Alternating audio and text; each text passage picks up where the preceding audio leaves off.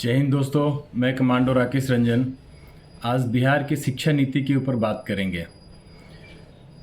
बिहार में कैसे पूरी शिक्षा व्यवस्था को तहस नहस किया गया, ये हम लोगों के आंखों के सामने हुआ है। यही वो सरकारी स्कूल हैं जहाँ पर कि हमारे बड़े बुजुर्ग पढ़ करके बहुत ही अच्छा किया है देश में। हमारे बिहार के मैथ्स के एक से एक बड़े ज्ञाता हुए हैं, मैथमेटिशियंस हुए हैं, जिन्होंने पूरे देश ही नहीं विश्व में अपना नाम किया है। एक ऐसा दौर लाया गया कि पूरी सरकारी शिक्षा व्यवस्था को ध्वस्त करके ना वहाँ पे बिल्डिंग बचा, ना वहाँ पे शिक्षक बचे, ना वहाँ विद्यार्थी बचे। और उसके बाद दो चीज़ का बढ़ावा दिया गया, एक प्राइवेट स्कूल और कोचिंग संस्थान। आज आप देखिए कि कोचिंग संस्थान कितने बड़े लेवल पे काम कर रही है कि उसके बगैर आपका काम नहीं चल सकता। आप कोई भी कंपटीशन की आप तैयारी नहीं कर सकते। कौन सी शिक्षा दे रहे हैं हम अपने स्कूल में, क्या पढ़ा रहे हैं, ये समझने की ज़रूरत है। आप ये जो शिक्षा व्यवस्था, सरकारी शिक्षा व्यवस्था ध्वस्त किया गया, उसके पीछे कितना बड़ा षड्यंत्र है, ये समझने की ज़रूरत है। जितने भी प्राइवेट स्कूल खुले, हम लोगों के सामने खुले हैं,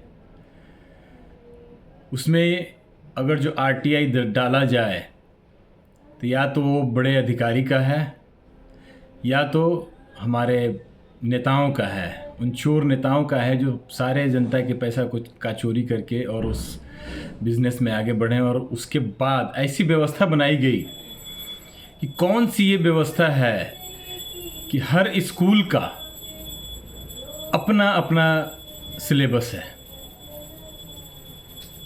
जब हम कहीं भी तैयारी करते हैं, किसी चीज़ की तैयारी करते हैं, तो पूरे भारत लेवल पर एक सिलेबस होता है। या आप किसी भी चीज़ का तैयारी करिए, यूपीएससी, बीपीएससी, नीट, कोई भी बड़े लेवल का जो आप कंपटीशन की तैयारी करेंगे, उसमें आप देखें तो वो एक सिलेबस होता है।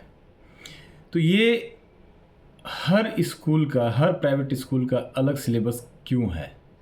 और इतना ही नहीं, हर साल, हर वर्ष वो सिलेबस बदल जाता है।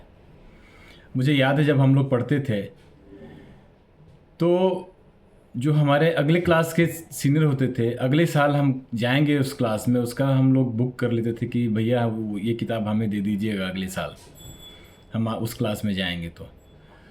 और आज का सिस्टम ऐसा कर दिया है इन्होंने, कॉर्पोरेट व्यवस्था, कि आप वो किताब यूज़ ही नहीं कर सकते, आपको नया ही लेना है, क्योंकि वो जो बुक का कंपनी है वो उस स्कूल का मालिक ही है, या उस कंपनी से इनका साठ-गांठ है, परसेंटेज है कि हर साल। आप समझिए कि कितना बड़ा षड्यंत्र है इसमें, कितना बड़ा घोटाला है कि वो बुक बदल जाता है। आप पिछले वाले बच्चे जो आएंगे वो उसको यूज़ नहीं कर सकते हैं।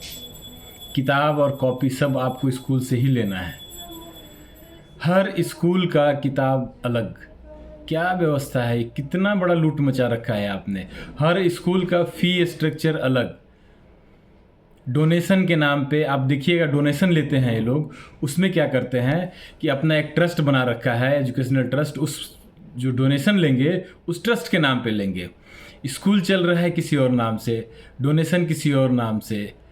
ये हमें समझने की ज़रूरत है, ये हमें देखने की ज़रूरत है। मैं माननीय प्रधानमंत्री नरेंद्र मोदी और हमारे राष्ट्रपति मुर्मू जी से अनुरोध है कि इस चीज़ को देखा जाए। हम सिर्फ बातें करते हैं बड़ी बड़ी, लेकिन जहाँ एकदम आँख के सामने लूटा जा रहा है उसके ऊपर हम लोग नज़र नहीं डाल रहे हैं। इस व्यवस्था को देखा जाए। जब तक ये व्यवस्था परिवर्तित नहीं होगा, हम शिक्षा के क्षेत्र में आगे नहीं बढ़ सकते। और जब हम शिक्षा के क्षेत्र में आगे नहीं बढ़ सकते, हम कुछ नहीं कर सकते हैं, सिर्फ वादे रह जाएंगे। ये समझने की ज़रूरत है, इस पे लगाम लगाने की ज़रूरत है, इस व्यवस्था पर लगाम लगाने की ज़रूरत है। आप सिर्फ एक सर्वे करवाइए कि सारे प्राइवेट बड़े बड़े स्कूल किसका है, उसमें फंडिंग किसका है, कौन कैसे कर रहा है, तो आपको तुरंत समझ में आ जाएगा। इसके लिए मैं चाहता हूँ कि इस वीडियो को जितना से जितना हो सके फॉरवर्ड किया जाए, ताकि हमारे महामहिम राष्ट्रपति मुर्मू जी के पास और हमारे आदरणीय नरेंद्र मोदी जी के पास ये वीडियो जाए और इसके ऊपर एक्शन लिया जाए जितना जल्द से जल्द हो सके। सबसे बड़ा घोटाला आज के समय में अगर जो भारत में हो रहा है तो शिक्षा के ऊपर यही हो रहा है जो हमने डिस्कस किया है। बाकी आप लोग खुद समझदार हैं। जय हिंद, जय भारत।